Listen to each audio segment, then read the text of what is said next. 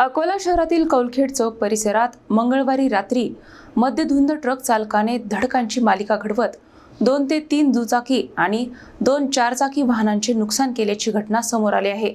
सुदैवाने या घटनेत कोणतीही जीवितहानी झाली नसून काही नागरिक किरकोळ जखमी झाले आहेत। अकोला शहरातील कौलखेड चौकासमोरील न्यू खेतान नगर परिसरात बुधवारी रात्री सुमारे 9 वाजताच्या दरम्यान एक धक्कादायक घटना घडली। गजानन हॉस्पिटल जवळून जाणाऱ्या एका ट्रक चालकाने मध्यधुंद अवस्थेत नियंत्रण गमावत रस्त्यावरील अनेक वाहनांना धडक दिली। या अपघातात अंदाजे 2 ते 3 दुचाकी तसेच 2 चारचाकी वाहनांचे मोठे नुकसान झाले आहे।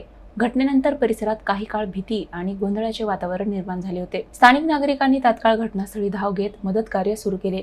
तसेच परिसराचे नगरसेवक पंकज गावंडे यांनी घटनास्थळी पोहोचून परिस्थितीचा आढावा घेत बचाव कार्य केले। या अपघातात चारचाकी वाहनातील काही नागरिकांना किरकोळ दुखापत झाल्याची माहिती पंकज गावंडे यांनी दिली। मात्र कोणतीही जीवितहानी झाली नसल्याचे त्यांनी स्पष्ट केले आहे। घटनेची माहिती मिळताच खदान पोलीस स्टेशनचे कर्मचारी आणि अधिकारी तात्काळ घटनास्थळी दाखल झाले। पोलिसांनी ट्रक चालक आणि क्लीनरला ताब्यात घेतले असून पुढील कारवाईची प्रक्रिया सुरू करण्यात आली आहे। या घटनेमुळे शहरातील वाहतूक सुरक्षेचा प्रश्न पुन्हा एकदा ऐरणीवर आला आहे। न्यू खेतान नगर चौक आहे, कौलखेडचा भाग आहे। इथे एक मध्यधुंद ड्रायव्हर त्या ट्रकाच्या वेगामध्ये चालला होता।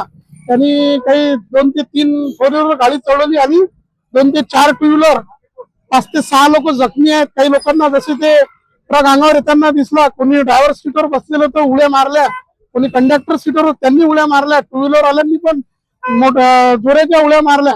माझी अशी तत्काळ आमचं इथं कौलखेड मित्र परिवार आणि पोलीस प्रशासन तत्काळ इथं पोहोचलं आणि माझी प्रशासनाला विनंती आहे, वारंवार 5 वर्षापासून या रस्त्याचं रुंदीकरण व्हायला पाहिजे।